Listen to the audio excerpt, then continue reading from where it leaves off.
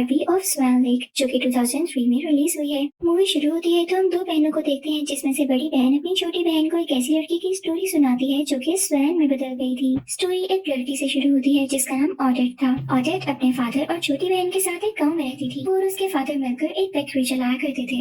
दूसरी तरफ सीन बदलता है तो हम प्रिंस को देखते हैं, जो आर्चरी की प्रैक्टिस कर रहा होता है कि इतने में क्वीन वहाँ पर आकर उसे प्रिंसेसेस की पिक्चर्स दिखाने लगती हैं, ताकि प्रिंस किसी प्रिंसेस को पसंद करके शादी कर ले। फिर हम देखते हैं कि गांव में शोर मचा होता है। ऑडेट बाहर निकल कर देखती है तो वहाँ एक यूनिकॉर्न होता है, जिसे सब लोग पकड़ने की कोशिश कर रहे होते हैं, लेकिन वो यूनिकॉर्न अपनी जान बचाकर वहाँ से भाग जाता है और ऑडेट उसका पीछा करने लगती है। यूनिकॉर्न नदी से गुजरकर एक गार्ड के पास पहुँच जाता है और इस गार्ड का दरवाजा अपनी सींग से खोलता है। ऑडेट भी वहाँ पर आ जाती है और इस केव में एंटर हो जाती है। इस केव के आगे बिल्कुल जन्नत जैसा सीन होता है। ऑडेट देखती है कि यूनिकॉर्न की गर्दन की रस्सी एक लकड़ी में फंस जाती है और यूनिकॉर्न इससे हेल्प मांगता है। यहाँ पर ऑडेट को पता चलता है कि यूनिकॉर्न इंसानों की तरह बोल भी सकता है। ऑडेट रस्सी काटने के लिए कुछ ढूंढ रही होती है कि इसकी नजर एक क्रिस्टल डायमंड पर पड़ती है। फॉरेस्ट के बाकी एनिमल्स और एक फेरी भी छुपकर ऑडेट को देख रहे होते हैं। ऑडेट वो डायमंड उठाती है और इसे यूनिकॉर्न के गले की रस्सी को काट देती है। फेरी ऑडेट के सामने आ जाती है और बताती है कि हम बहुत टाइम से तुम्हारे यहाँ आने का इंतजार कर रहे थे। यहाँ हमें पता चलता है कि इस यूनिकॉर्न का नेम लीला है। फेरी लीला से कहती है कि तुम्हें बाहर की दुनिया में जाने से मना किया हुआ है, तो फिर तुम क्यों वहाँ पर गई?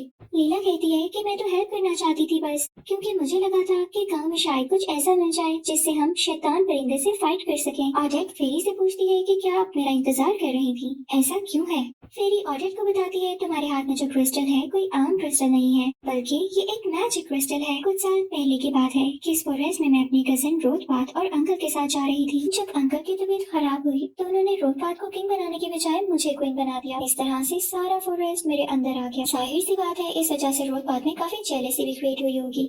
बहुत साल ऐसे ही गुजर गए, लेकिन फिर रोथपाथ अपनी बेटी ओडाइल के साथ वापस आ गया। अब वो ब्लैक मैजिक में एक्सपर्ट हो गया था। वो आहिस्ता आहिस्ता सारी फॉरेस्ट पर कब्जा कर रहा था। मैं रोथपाथ का मुकाबला नहीं कर पा रही थी। मैंने जिस फेरी ने उसको रोकने की कोशिश की, रोथपाथ ने उसको एनिमल बना दिया और सबको फोर्स किया कि मेरा एक नया महल तैयार करवाओ। वक्त के साथ साथ रोथपाथ और भी पावरफुल होता गया और अब वो काफी पावरफुल हो गया है। साथ ही ये प्रेडिक्शन की गई थी कि जो भी इस मैजिक क्रिस्टल को इस ट्री से निकालने में सक्सेसफुल रहेगा वही रोथपाथ का मुकाबला कर सकेगा और इस फॉरेस्ट को भी बचा सकेगा। आज तक कोई भी इस क्रिस्टल को नहीं निकाल सका, लेकिन आज तुमने इसको निकाल लिया है। इस बात का यही मतलब है कि तुम ही हो जब हम सबको आजाद करवा सकती हो। ऑडेट सबसे सॉरी करती है और कहती है कि आप लोग मुझे गलत समझ रहे हैं। मैंने आज तक किसी से फाइट नहीं की। मैं वो नहीं हो सकती जो आप सबको आजाद करवाऊंगी। फेरी लीला से कहती है कि ऑडेट को बाहर का रास्ता दिखा दो। हम किसी को फोर्स नहीं कर सकते कि वो हमारी हेल्प करे। ऑडेट बाहर की तरफ जाने लगती है। रोथपाथ और उसकी बेटी ओडाइल वहाँ पर आ जाते हैं। रोथपाथ कहता है मेरे शैतानी परिंदों ने मुझे बताया है कि किसी ने मैजिक क्रिस्टल को निकाल लिया है,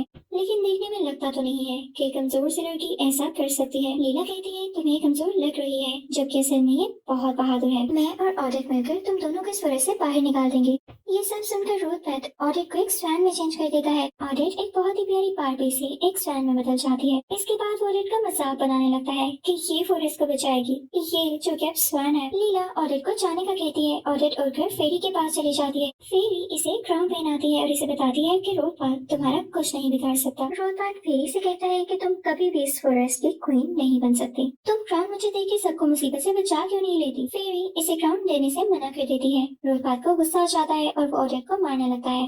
वो ऑडेट पर जादू कर देता है, लेकिन इस पर जादू का कोई असर नहीं होता क्योंकि उसने मैजिक क्रिस्टल वाला क्राउन पहना होता है। रोथपाथ जब ये देखता है कि इसके जादू का असर ऑडेट पर नहीं हो रहा, तो अपनी बेटी ओडाइल को लेकर चला जाता है। लीला ऑडेट से कहती है तुमने तो रोथपाथ को डरा के भगा दिया। ऑडेट फेरी से रिक्वेस्ट करती है कि आप मुझे दोबारा इंसान बना दें। फेरी ऑडेट को बताती है कि मेरा जादू मुकम्मल असर नहीं करता। सूरज गुरूब होते ही मेरे जादू का असर शुरू हो जाता है। जैसे ही सूरज गुरूब होता है, ऑडेट और बाकी सब फेरीज जो एनिमल्स बन गए थे सब अपनी असली इंसानी शक्ल में आ जाते हैं। ऑडेट फेरी से पूछती है कि रोथपाथ के जादू को किस तरह से खत्म किया जा सकता है। फेरी बताती है कि इसका तरीका यानी मेथड इस फॉरेस्ट के राज की किताब में लगा हुआ है और इसकी प्रोटेक्शन एरेस्मस करता है। कोई भी ऑडेट को इस बुक तक लेकर जाने के लिए तैयार ही नहीं होता क्योंकि वो जगह बहुत खतरनाक होती है और वो सब इस जगह से डरते हैं। लीला ऑडेट को लेकर जाने के लिए तैयार हो जाती है। फेरी ऑडेट को एक लीफ देती है और कहती है कि इसकी हेल्प से तुम डोर ओपन कर सकती हो। अब सीन बदलता है तो हम देखते हैं कि प्रिंस पैलेस में बैठा होता है। इसे बाहर कुछ कहने की आवाज आती है। वो बाहर जाकर देखता है तो उसके सर्वेंट के पास एक बहुत बड़ा वुडन बॉक्स होता है वो दोनों इस बॉक्स को उठाकर लाइब्रेरी में ले आते हैं। प्रिंस वो बॉक्स खोलता है तो इसमें अर्थ ग्लोब होता है। प्रिंस इस ग्लोब को देखते हुए कहता है कि दुनिया में शादी से ज्यादा इंटरेस्टिंग चीजें और भी हैं करने के लिए। दूसरी तरफ हम देखते हैं कि ऑडिट के फादर और सिस्टर इसलिए परेशान होते हैं, वो इसे हर जगह ढूंढ रहे होते हैं। लीला और ऑडिट इस जगह पहुंच जाते हैं जहाँ इन्हें वो बुक मिलनी थी। ऑडिट उस लीफ के थ्रू डोर को खोलती है। वो दोनों अंदर चले जाते हैं। अंदर इन्हें बहुत ड्राफ्टनी आवाज आती है कि तुम लोग यहाँ क्या करने आए हो। लीला बताती है कि हमें वो बुक चाहिए जिसकी हेल्प से हम जादू का असर खत्म कर सकें। एरेस्मस को सुनकर गुस्सा आ जाता है। वो नीचे आता है तो ऑडिट इसे वो लीफ देती है कि ये हमें फेरी ने दिया है कि आपको दिखाकर वो बुक पा सके। एरेस्मस इस लीफ को देखता है और कहता है कि अच्छा आप लोग मेरे गेस्ट हैं। वो लीला और ऑडिट के साथ बहुत अच्छा बिहेवियर रखता है। ऑडिट एरेस्मस से इस बुक का पूछती है तो वो बताता है कि मैं भूल गया हूँ मैंने इसे कहाँ संभाल रखा था। फिर तीनों मिलकर बुक ढूंढने लग जाते हैं। बुक ढूंढते ढूंढते सुबह हो जाती है और ऑडिट फिर से स्वैन बन जाती है। अब सीन चेंज होता है तो हमें रोथबाथ का पैलेस दिखाया जाता है। रोथबाथ ओडाइल से कहता है कि मुझे हर हाल में वो मैजिक क्रिस्टल चाहिए, बेशक फिर मुझे वो क्राउन तोड़ना ही क्यों न पड़े। क्राउन का सुनकर ओडाइल जिद करती है कि मुझे भी क्राउन चाहिए। रोथबाथ इसे क्राउन लाकर देने का प्रॉमिस करता है। ओडाइल अपने फादर से कहती है आप ऑडिट को खत्म क्यों नहीं कर देते, ये तो कोई मामूली इंसान भी कर सकता है। इस बात से रोथबाथ को आइडिया आता है कि ऑडिट भी इंसान है तो इसे खत्म करने के लिए किसी इंसान का ही यूज कर सकते हैं। अपने इसी आइडिया पर फोकस करने के लिए और इस पर इम्प्लीमेंट करने के लिए रोथबाथ ईगल बनकर विलेज जाता है। प्रिंस ईगल का शिकार करना चाहता है। रोथबाथ प्रिंस को केव की तरफ लेकर आता है। प्रिंस देखता है कि केव के अंदर तो एक बहुत खूबसूरत फॉरेस्ट है। दूसरी तरफ रोथबाथ ऑडिट को तंग कर रहा होता है, वो इसे मारने की कोशिश कर रहा होता है। ऑडिट स्वैन बनी होती है क्योंकि अभी सूरज गरूब नहीं हुआ होता। रोथबाथ ऑडिट को प्रिंस के सामने लेकर आता है ताकि प्रिंस इसका शिकार कर ले और इस तरह ऑडिट मर जाएगी। लेकिन प्रिंस स्वैन की खूबसूरती को देखता ही रह जाता है और इसका शिकार नहीं करता। इतने में सूरज भी गरूब हो जाता है और ऑडिट अपनी इंसानी शक्ल में वापस आ जाती है। प्रिंस ऑडिट से पूछता है तुम कौन हो और यहाँ क्या कर रही हो। ऑडिट बताती है कि मैं गांव में रहती हूँ और आपको जानती हूँ, आप प्रिंस हैं, मैं यहाँ गलती से आ गई थी। ऑडिट प्रिंस को सब कुछ बताती है कि किस तरह रोथबाथ ने इस पर जादू किया था। ये स्वैन बन गई और अब इसको जादू तोड़ना है। इतने में रोथबाथ भी वहाँ आ जाता है। प्रिंस कहता है तुम ऑडिट को मुझसे मरवाना चाहते थे।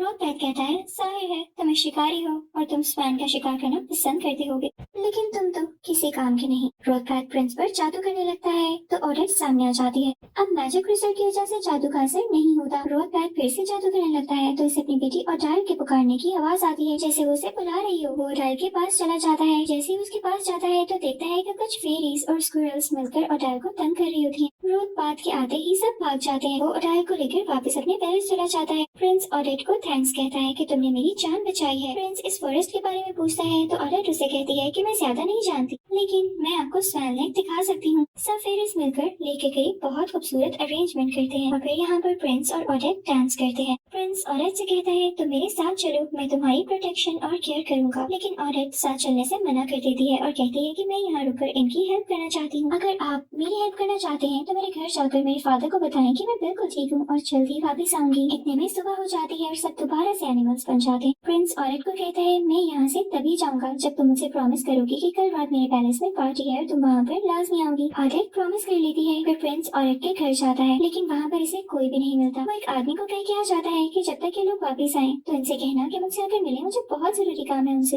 अब हम देखते हैं कि एरेस्मस को वो बुक मिल ही जाती है जिसमें रोथबाथ के जादू को खत्म करने का सारा प्रोसीजर लिखा होता है। एरेस्मस बुक लेकर सबके पास जाता है और रोथबाथ के शैतानी परिंदे ये न्यूज देने के लिए रोथबाथ के पास चले जाते हैं। ऑडिट की मैजिक क्रिस्टल से वो बुक खुल जाती है। इसमें लिखा होता है कि जो भी मैजिक क्रिस्टल को निकालेगा और इसे इसका सच्चा प्यार मिलेगा तो ये जादू खत्म हो जाएगा। लेकिन अगर इसने अपनी मोहब्बत का इजहार किसी और से कर दिया, यानी किसी और को बता दिया कि उसे पसंद करता है, तो मैजिक क्रिस्टल का असर खत्म हो जाएगा। सब ऑडिट को प्रिंस की पार्टी में जाने के लिए तैयार कर रहे होते हैं कि आज प्रिंस ऑडिट से अपनी मोहब्बत का इजहार करेगा, यानी उसे बताएगा, उसे कन्फेस करेगा कि वो उसे पसंद करता है और रोथबाथ के जादू का असर खत्म हो जाएगा। सब तैयारियों में बिजी हो जाते हैं कि रोथबाथ एरेस्मस और इस बुक को उठाकर अपने पैलेस ले जाता है। यहाँ रोथबाथ को सब पता चल जाता है और वो अपनी बेटी ओडाइल के नेकलेस पर जादू कर देता है। वो कहता है कि आज रात तुम्हें प्रिंस की पार्टी में जाना है। इस जादू से ये होगा कि जब भी प्रिंस तुम्हें देखेगा तो उसे तुम्हें ऑडिट नजर आएगी और फिर वो तुमसे कन्फेशन कर देगा और हमारा काम भी पूरा हो जाएगा। फिर मैं इस फॉरेस्ट का किंग बन जाऊंगा। रोथबाथ एरेस्मस पर भी जादू कर देता है और इसे फॉर्म बना देता है। लीला, ऑडिट और बाकी सब रोथबाथ के पैलेस एरेस्मस को बचाने के लिए आते हैं। वो बहुत चालाकी के साथ सब शैतानी परिंदों को मारकर एरेस्मस को बचा लेते हैं। सीन बदलता है तो हम प्रिंस की पार्टी देखते हैं जहाँ प्रिंस ऑडिट का वेट कर रहा होता है। दूसरी तरफ एरेस्मस सबको रोथबाथ के इरादों यानी इंटेंशंस का बताता है कि वो क्या करने वाला है। ऑडिट ऑडेट पार्टी में जाने के लिए तैयार हो जाती है कि अगर मैं वहाँ ना गई तो प्रिंस को सच्चाई का पता नहीं चलेगा। ऑडाइल और रोथबाथ पार्टी में पहुंच जाते हैं। जादू के असर की वजह से प्रिंस को ऑडाइल ऑडेट दिखाई दे रही होती है। रोथबाथ ऑडाइल को कहता है कि प्रिंस के सामने कुछ भी नहीं बोलना, वरना प्रिंस को पता चल जाएगा कि तुम ऑडेट नहीं हो। प्रिंस और ऑडाइल दोनों डांस करने लग जाते हैं। ऑडेट जो कि अभी भी स्वयं ही बनी होती है, वो पैलेस पहुंच जाती है, लेकिन रोथबाथ अपने जादू से उसे महल के अंदर जाने नहीं देता। प्रिंस ऑडाइल से शादी का पूछता है। रोथबाथ प्रिंस से कहता है कि क्या तुम मेरी बेटी को पसंद करते हो? तो प्रिंस जवाब दे देता है कि हाँ। ये सुनते ही ऑडेट बेहोश हो जाती है और मैजिक क्रिस्टल का असर खत्म हो जाता है। ऑडेट अपनी असल इंसानी शक्ल में आ गई होती है। दूसरी तरफ मोहब्बत का इजहार होते ही यानी कन्फेशन होते ही ऑडाइल भी अपनी असल शक्ल में आ जाती है और प्रिंस को सब कुछ पता चल जाता है। फेरी, लीला और बाकी सब भी पैलेस पहुंच जाते हैं। प्रिंस रोथबाथ से कहता है कि अगर हिम्मत रखते हो तो मुझे पकड़ कर दिखाओ। रोथबाथ प्रिंस पर जादू करने लगता है कि प्रिंस भागकर ऑडाइल के पीछे छुप जाता है और जादू का असर ऑडाइल पर हो जाता है। यहाँ पर ऑडाइल बिग बन जाती है। फेरी ऑडेट को लेके केव की तरफ जा रही होती है कि रोथबाथ इनका पीछा कर रहा होता है। सब जादू की हेल्प से उड़ने लगते हैं और केव के अंदर फॉरेस्ट में पहुंच जाते हैं। रोथबाथ इन पर दर्द के जरिए अटैक कर देता है। फेरी रोथबाथ से कहती है कि ऑडेट को छोड़ दो क्योंकि तुम्हारी लड़ाई मुझसे है।